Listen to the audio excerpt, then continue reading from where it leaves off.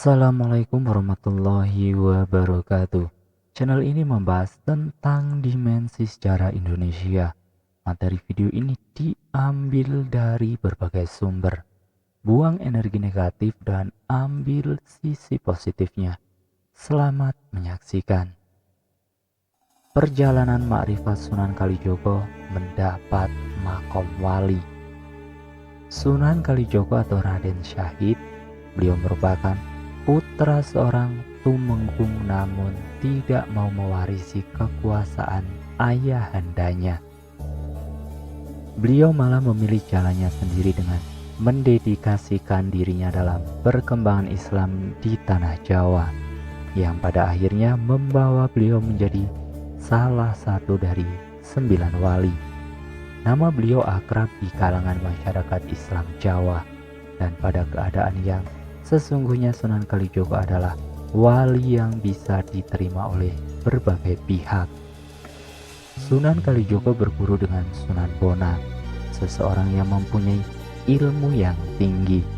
Ia harus bersunyi diri di Desa Benang.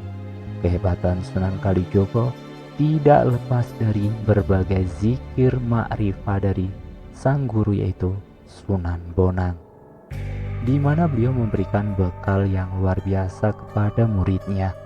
Raden Syahid harus melewati proses-proses untuk mendapatkan hakikat kehidupan, seperti menunggu pohon kurda yang berada di tengah hutan belantara, bertapa atau bertafakur di tepi sungai, dan menjalankan laku seperti kijang.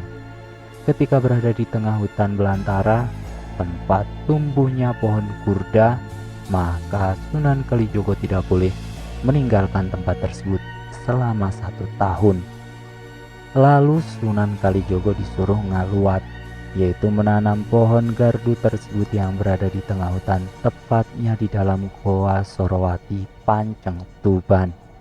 Setelah setahun, mulut gua tersebut yang mulanya ditutup dengan batu kemudian dibongkar oleh Sunan Bonang. Selanjutnya Sunan Kalijogo melaksanakan tapa atau bertafakur di tepi sungai dan tidak boleh tidur ataupun makan selama setahun. Lalu Sunan Kalijogo ditinggal oleh Sunan Bonang ke Mekah. Setelah sudah genap setahun, Sunan Kalijogo ditengok dan ditemui oleh Sunan Bonang yang masih saja bertapa. Kemudian Sunan Bonang berkata kepada Sunan Kalijogo, "Wahai muridku, sudahilah tafakurmu. Mulai sekarang kamu sudah menjadi wali dan berjuluk dengan nama Sunan Kalijogo. Kamu diangkat sebagai wali penutup, atau maksudnya melengkapi anggota Wali Songo yang saat itu jumlahnya kurang 1 wali. Tugasmu ikut menyiarkan agama Islam dan perbaikilah ketidakaturan yang ada. Agama itu tata krama, kesopanan untuk kemuliaan Tuhan yang Maha Mengetahui.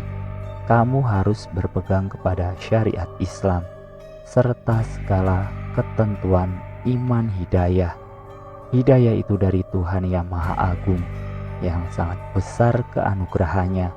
Keanugerahan Tuhan meliputi dan menimbulkan keluhuran budi. Adapun kekuasaannya menumbuhkan kekuatan yang luar biasa dan keberanian serta meliputi segala kebutuhan perang. Yang demikian itu tidak lain adalah anugerah yang besar, paling utama dari segala yang utama. Keutamaan ibarat bayi. Siapapun yang ingin memelihara, yang mencukupi bayi, menguasai pula terhadap dirimu, tapi kamu tidak punya hak untuk menentukan, karena kamu ini juga yang menentukan, Tuhan yang Maha Agung. Karena itu mantapkanlah hatimu dalam pasrah diri padanya."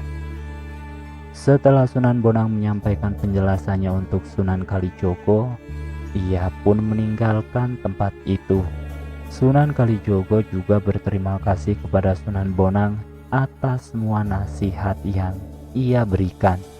Lalu Sunan Kalijogo masuk ke hutan belantara untuk menjalankan proses selanjutnya, yaitu laku kijang. Sunan Kalijogo menjalankan laku Kijang selama 1 tahun. Ia berbaur dengan Kijang Menjangan. Segala kerat yang dilakukan oleh Kijang, maka Sunan Kalijogo menirunya, kecuali bila ingin tidur seperti manusia biasa. Jika ia ingin pergi mencari makan, maka ia mengikuti caranya seperti anak Kijang. Bila ada manusia yang mengetahuinya, para Kijang itu pun berlari dengan kencang. Begitupun dengan Sunan Kalijogo. Ia mengikuti cara lari anak Kijang tersebut. Setelah cukup setahun, Sunan Kalijogo tetap menjalani laku Kijang, bahkan menjalaninya itu lebih dari yang ditetapkan.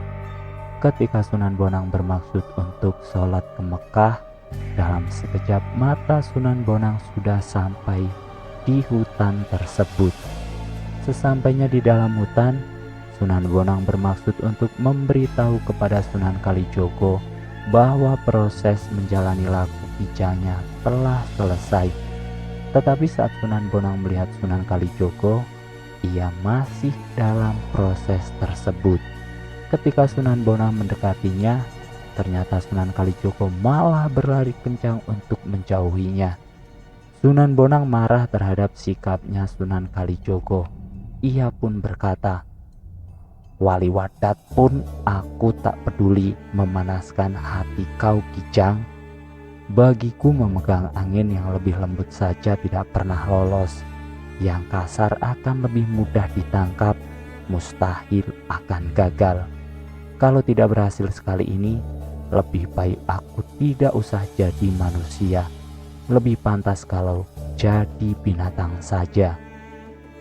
Sunan Bonang pun mengikuti Sunan Kalijogo dengan penuh amarah.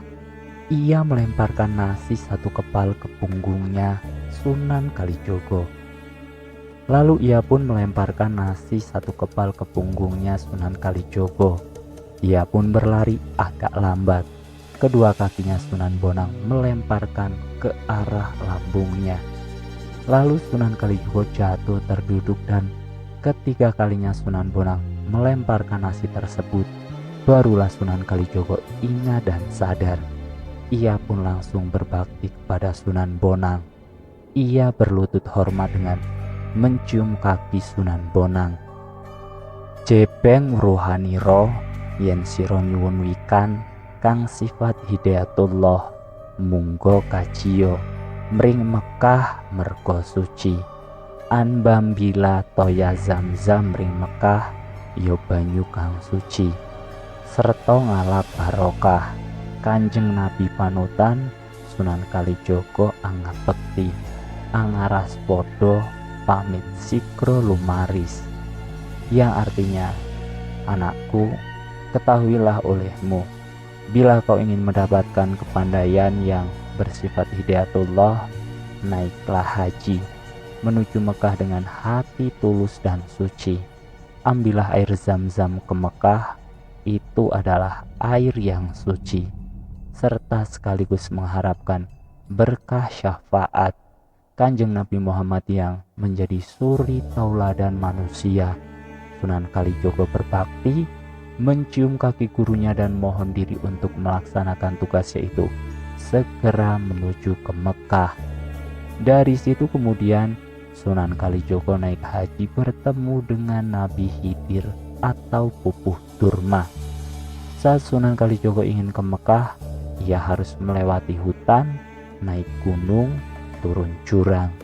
Tebing yang didakinya melintasi jurang dan tanjakan. Seketika Sunan Kalijogo linglung atau bingung karena kesulitan untuk menempuh jalan yang terhalang oleh samudra. Lalu ia terdiam sejenak di tepi samudra tersebut dan ia melihat ada seseorang yang mendekatinya, yaitu Sang Mahyuningrat atau Nabi Khidir. Sang Mahyuningrat memberitahu segala cara perjalanan yang dialami oleh Sunan Kalijogo dengan sejuta keprihatinan karena ingin memperoleh iman hidayah tersebut. Berbagai cara jalan yang ditempuh oleh Sunan Kalijogo, namun itu hasilnya mustahil dapat menemukan iman hidayah tersebut dengan sekejap mata. kecuali kalau ia mendapatkan keanugerahan Allah yang hak. Kemudian Sunan Kalijogo melanjutkan perjalanannya. Ternyata ia sudah melewati lautan yang luas dengan cara berenang dan ia tidak memperdulikan nasib jiwanya sendiri. Semakin lama akhirnya Sunan Kalijogo sampai di tengah samudra. Ia pun terus mengikuti jalan untuk mencapai pada hakikat tertinggi dari Allah. Selama di perjalanan, ia kehabisan tenaga, tetapi ia tetap berusaha untuk mempertahankan dirinya. Di saat Sunan Kalijogo dalam keadaan yang kehabisan tenaga itu, ia tiba-tiba melihat seseorang yang sedang berjalan di atas air dengan tenang, yang tidak diketahui dari mana datangnya.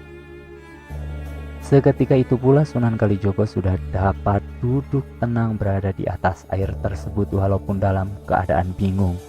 Lalu orang tersebut mendekati Sunan Kalijogo dan ternyata ia adalah Nabi Khidir.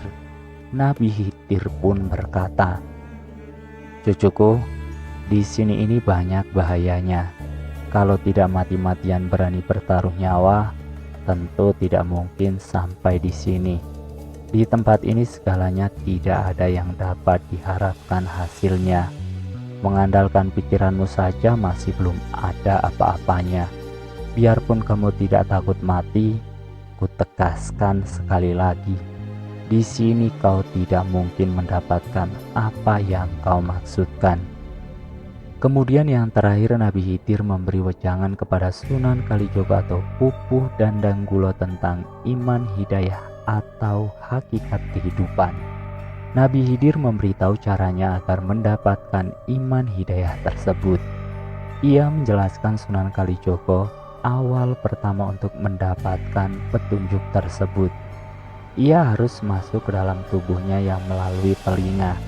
Setelah masuk, Sunan Kalijogo melihat ada 4 warna cahaya, yaitu hitam, merah, kuning, dan putih.